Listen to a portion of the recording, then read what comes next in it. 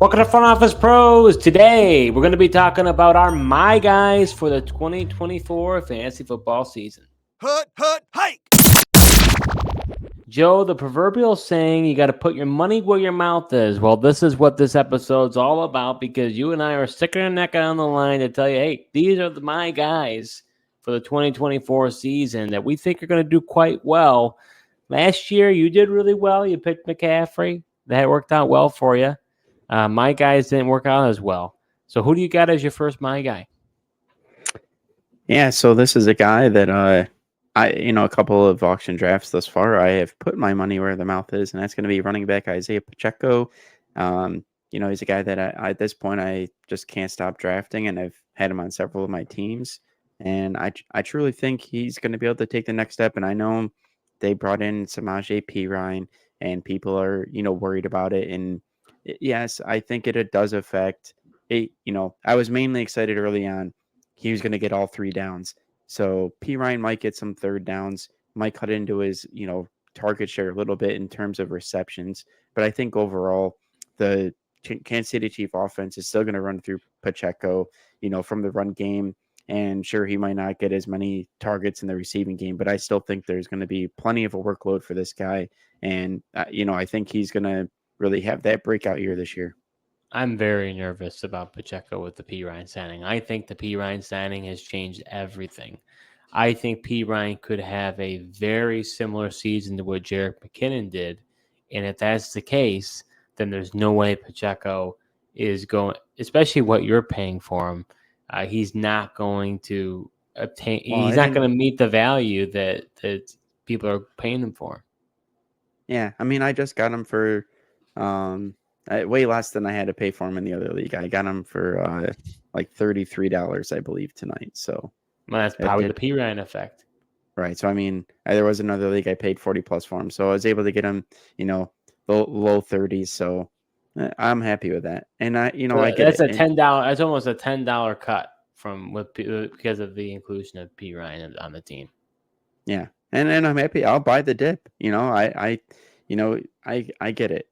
Perine's there, but even with Jerick McKinnon, Pacheco was a really good running back. It just took, partially way into the season last year for him to really get going. So I think if instead of waiting for the back half last year where he really got going, he's just going to get going right from the get-go. And I truly think the Chiefs offense has evolved, and Andy Reid's realized that he needs to, feed Pacheco and give him his carries, and then everything else around that will work better for this Chiefs offense. Hey, look, I don't have a leg to stand on. I was, doubting you with Christian McCaffrey, and I looked like a fool. So maybe I look like a fool again, but I'm backing off on Pacheco. The whole Perine thing has really got me nervous. Yeah, I don't know. I'm not that nervous about it. And I know that's like what Perine was really good at last year, but that's also just because Russell Wilson was just dumping it off to him as soon as he'd get in trouble.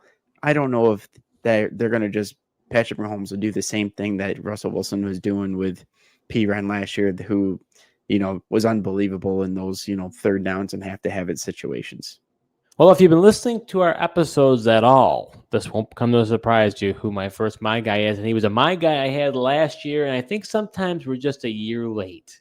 And I think or a year early, I should say. I was a year early last time. It's going to be wide receiver Garrett Wilson of the New York Jets.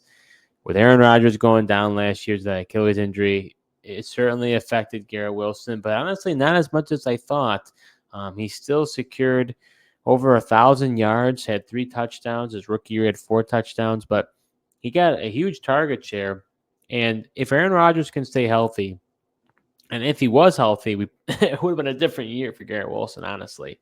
So to me, I think that Garrett Wilson could have a very good season. I have him projected for over 1,300 yards and 11 touchdowns. And I know people might say that's a lot, but if you look at the years of Davante Adams, when he was with Aaron Rodgers, was absolutely lights out. I think that you're talking about a possibility where Garrett Wilson could have a similar target share that Davante Adams had. I mean, at one point, Davante Adams had 18 touchdowns with Aaron Rodgers. He had 11 touchdowns, over 1,500 yards. So it's not out of the question. Garrett Wilson's a talented player. I talked about him last year as my guy. Didn't pan out because of the Rodgers injury. That's not anything that I could predict. Nobody could predict that.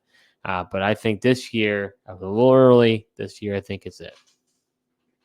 Yeah, I mean it is going to be it if Aaron Rodgers can stay healthy. But if he can't, obviously I think this will be, unfortunately another dud pick. Just, I know they have Tyrod Taylor, was an obvious upgrade at the backup position, but in order for Garrett Wilson to reach the heights that everyone's drafting for him and the price you're going to have to pay even in auction leagues, Aaron Rodgers really needs to stay healthy and for him to be the beneficiary there.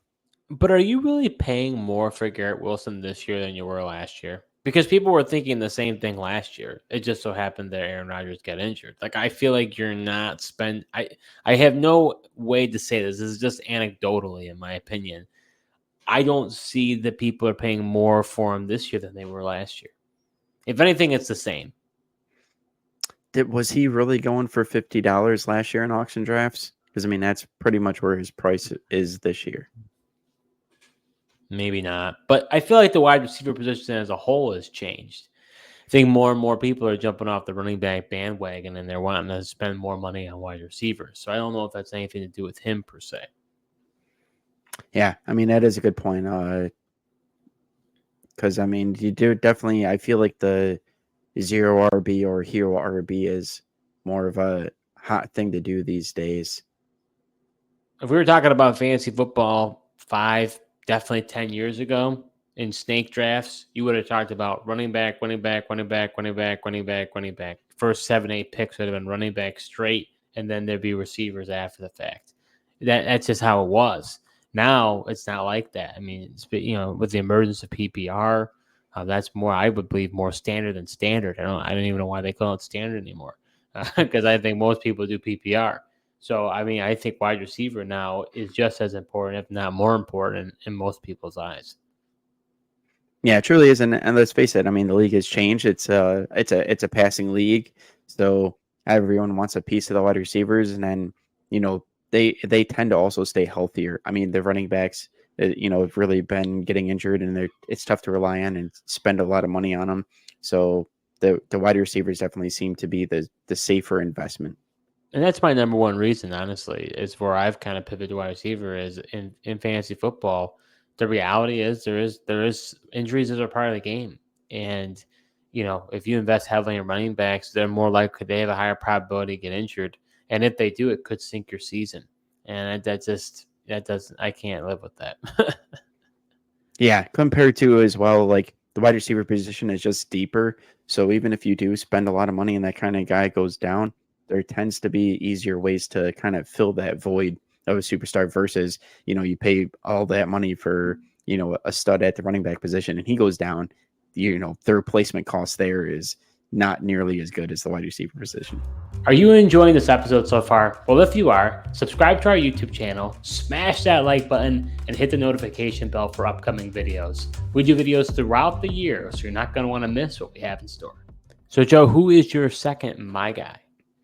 Yeah, speaking of the wide receiver position, my second my guy is going to be wide receiver T. Higgins of the Cincinnati Bengals. And obviously last year, if you drafted him, you were severely disappointed between, his injuries and the injuries with Joe Burrow as well.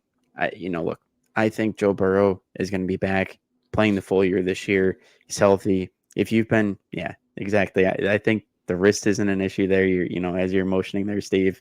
I think Joe Burrow, for once, he made it through training camp, the preseason. He's healthy. He's a full go. And so is T. Higgins. And up until last year, the last 2 years, he had 110 targets and over 1,000 yards and, 6 touchdowns in 2021, 7 touchdowns in 2022. Even in the 12 games that he played last year, he ended up with 5 touchdowns. So I've got him statted out for, another over 100 targets, another 74 receptions, and then over 1,000 yards and 7 touchdowns. And I think the Cincinnati Bengals offense should be revamped with Burrow being able to stay healthy. Then also, right now, you got the plus factor of Jamar Chase, who's still holding out for a contract, that we don't know if the extension is going to happen. I know, talks are getting closer. We're getting closer to the season as well. So I do think this is a situation that I've heard people talk about last year with the Thursday night game. All of a sudden, Joe Burrow got his extension. Does that happen with Jamar Chase this year with the Bengals announcing an extension after the Thursday night football starts? Just as a deadline, or maybe it happens sooner than that, but who knows? But let's say it doesn't, and Jamar Chase happens to miss a game. T. Higgins will be that much better. Now, I will vouch for you because for those of you who maybe haven't tuned in, to front office pros here, you have been beating the drum for T. Higgins this whole offseason. That's why I had to be my guy. No, and probably people will see the Jamar Chase news and they'll say, "Whoa, he's just riding the gravy train of what's going on with Chase." I think that's just a cherry on top for you at this point. Exactly. Yeah. I mean, I've been looking. People are down on T. Higgins. I was looking at it from a standpoint. People are disappointed last year with T. Higgins' performance. The injuries, and then obviously Burrow getting hurt as well, and essentially buying that dip this year because of that disappointment last year. And I think he returns back to the reason why people are drafting him last year. I think he returns back to that form, and he's in the contract year, and we know the Bengals. I think they're going to find a way to pay Chase, but Higgins, I think, is playing for 31 other teams this year. Yeah, I mean, at the end of the day, you sold me on T. Higgins. I've kind of was beginning to fade him. I think the Chase news helps. Because you and I are more of a believer that it's like Chase could be more prone to soft tissue injuries because he hasn't been just as far as in training camp and practicing, being in football shape. So that does kind of concern me. I do think you could get a dip with Chase. It's just kind of a bizarre situation. I mean, most of the time for a player who's in a rookie contract, especially a first-round pick, it's usually in the final year or going towards the final year. So they're in their fourth year. The team accepted the fifth-year option, and the player then wants to get an extension. Whereas Chase, this is his, he's entering his third season, and then he's got 2 years left on the deal, and he's now asking for an extension. Right. So kind of a unique situation that we don't normally see. Yeah, and the Bengals, I mean, outside of Joe Burrow, they typically don't do this with the guy 2 years left on the deal. Obviously, they did it last year with Joe Burrow. Not sure if that sets a bad precedent. If with Jamar Chase thinking that because they did it with Burrow that they'll go out and do it with him. It's interesting. Going to be interesting to see how it plays out. But I think you did make a good point. Typically we do see guys get those soft tissue injuries when they aren't practicing, don't have the benefit of training camp and taking that contact. So my guy is going to be wide receiver Terry McLaurin of Washington Commanders. He's a guy who historically I have not been that big on, but it's hard to deny what he's done over the course of his career. Besides his rookie season, he has successfully gotten over 1,000 receiving yards every year. He's relatively healthy most of the time. Played other than from what I could tell, his second year, basically played 17 games every time. He's good. He's a good lock for 4 or 5 touchdowns. Now, I know some will say, hey, based on the stats, but you shouldn't have a rookie quarterback with a receiver. Typically, it doesn't pan out for the receiver, especially one who likes to run the ball. I get that. But you got to look at the makeup of the team. Terry McLaurin is by far the best player on this roster as far as the skill players go. So to me, I think he could easily get 25, even maybe, I think 25. I'll sit there. I don't want to be too aggressive. 25% target share.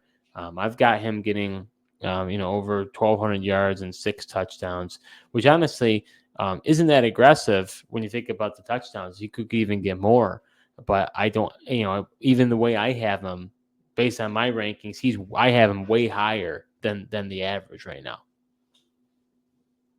Yeah, and Terry McLaurin, I know we've talked about him in the past. He's a guy that has been increasing on my radar as well. Just watching some of the preseason games, Jaden Daniels willing to throw the ball down the field, and they seem to be on the same rapport. In watching the preseason games, he seems to be locking in on Terry McLaurin. And the thing of it was with last year was Sam Howell, he really liked to spread the ball around, where Jaden Daniels, he might just lock in on a guy like Terry McLaurin and just pepper him with targets. I do think, a guy like De'Ami Brown will get some of those down the field shots. But in terms of, like you mentioned, the, bulk of the target share, I believe, will go to McLaurin in this offense.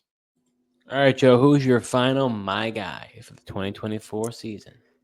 Yeah, my final my guy is another guy that I just can't stop drafting towards the end of drafts here, Steve, and that's going to be rookie sensation Brian Thomas Jr., the Jacksonville Jaguars. And I truly think he's got an opportunity to be the leading receiver on this team, even as a rookie. If not, Christian Kirk might be the leading receiver, but Brian Thomas, I'm looking for him to be a rookie breakout. Those deep plays down the field are going to go to him. I mean, 136 targets that Calvin Ridley went to last year are now up for grabs. And I'm not the big Gabe Davis fan. And it really seems like Brian Thomas Jr. is ready to kind of fill that Calvin Ridley role that he's leaving behind this year. And this guy is big guy. He's 6'3", 209, ran a 4.33 40-yard dash as well. So talk about those explosive plays down the field. He can do, but I think he's also more than that. And he's a guy that they could rely on, just not on those deep balls as well. It sort of surprises me because I don't recall during, when we were talking more in the dynasty kind of part of our content where we were talking about, heading into the draft and pre-combine and all that stuff. I don't remember you being that high on Brian Thomas. I feel like you were kind of lukewarm on him. So for you now to really, he's really risen in your mind. It's kind of a shocker. Yeah, I don't know if it was just because I didn't know, honestly, too much about him. I knew he had a, good year at LSU. I mean, I had talked about him going in the first round and the Buffalo Bills getting him. So maybe that was a part of it. But now just seeing him in the, preseason and the training camp and just seeing how easily he gets open and how much Trevor Lawrence seems to be targeting him as well. That's what's kind of this training camp process in preseason has really just kind of made me rise on him and, led me to taking the flyer on him at the end of drafts. Yeah, I guess it'll be interesting. I guess it depends on what you don't think Gabe Davis will be that much of a factor. I guess I'll be curious. They don't have Zay Jones anymore. Trevor Lawrence was able to support all three of them at one point. And Evan Ingram on top of it. So he doesn't have to be mutually exclusive. But I am interested to see how that all plays out. I'm not as bullish as you are as far as Brian Thomas goes. I like the potential. Just don't know if he's going to have that significant of an impact in his rookie year. Yeah, I mean that is fair. But I just think I just think everything's there in front of him, and I think the opportunity is there for him to go ahead and grasp it. And I don't think a guy like Gabe Davis is gonna stop him and prevent that from happening. So my guy for the 2024 season is going to be tight end Kyle Pitts. He's a guy who I've been a huge fan of in the past. I was a huge proponent of him. I went all out 2 years ago, and I got absolutely burned. And after that, I said, nope, I'm not doing this again. And good thing I didn't, because I certainly was tempted, but he did not do all that well. This year, though, I think the training wheels are off, and he's going to just soar. I have him getting career highs in every category. Him getting 5 touchdowns. I have him finishing as a tight end too. And I'll be honest with you, I like him a lot. I haven't been able to get him in drafts because it seems like everybody else likes him too, because I'm willing to spend up for the guy, and he's going for like as much as Kelsey, if not more. He's becoming the top tight end. So it's like I'm not the only one apparently that's really high on Kyle Pitts. I wish I could get him, but in an auction draft, you got to pay up for the guy. And I haven't been able to do it. I haven't been able to justify paying up that high. In a snake draft, I don't know where, I don't do many of them, so I don't know where he's going as far as if I need to reach for him or not. But there's no denying what Kirk Cousins, if he can stay healthy, what he was able to do with TJ Hawkinson. He was able to get when he came over. He played really well for them in the year that he did play with Kirk the whole year. Had 127 targets, almost 1,000 yards, and 5 touchdowns. And Kyle Pitts is an even more athletic player than TJ Hawkinson. So I'm a believer that I like Kyle Pitts more than Drake London. I'm going to lean more on that. I can understand why people go with London instead of Pitts, but my chips are going into Pitts. Yeah, I'm honestly surprised. Kyle Pitts has been his price has been as high as it has been. I get Kirk Cousins being there, and the last time we'd seen him have really good production was when Matt Ryan was there, and they really haven't had a good quarterback since then. But I'm just surprised. Normally, when a guy like Kyle Pitts has just burned, fantasy players year after year since his rookie year, that kind of wears, and people just kind of put the X on him and say they're avoiding this guy. But I did see in the auction draft that he did tonight, Steve, even though other guys were paying up at the tight end position, Kyle Pitts did go for $10. So Wow, that's interesting. a value that you would like to see. I'm surprised because in one league that we did, he went for 25. So in most of the mocks that we did, he went in that lower value. So that's why I don't know what to think. I mean, it only takes one other Right. person in your league. If they want him, you're going to create a bidding war. So I guess what happens maybe in that league that, it stopped at 10, but if you had someone like me in there, maybe it would go up to 20. Like I said, you only need one more. Yeah. I'm assuming they're just more players that have, despite Kirk Cousins being there, burned by Pitts, just done with the hype of the guy.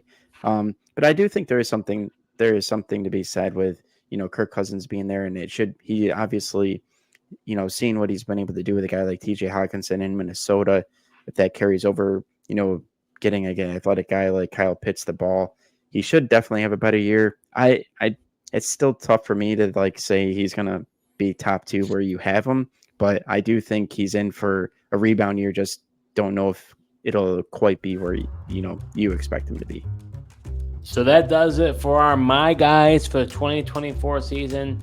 You can put it right on the bulletin board because at the end of the day, Joe and I got to look back and say, hey, were we right or were we wrong? And we'll take our lumps if we're wrong, and we'll celebrate if we're right. So I know about me, I've been trying to get these guys. I've been successful again. Wilson and McLaurin have not been as successful again. Pitts. But I do believe, just like you, I do believe that my guys are going to do quite well. Yeah. I mean, that's why they're my guys. If we didn't think they were going to do well, we wouldn't be talking about them. That's right, exactly right. And if you enjoy this episode, in our next episode, we're going to be talking about IDP, my guys. Not going to want to miss that. Thanks so much for tuning in, and until next time.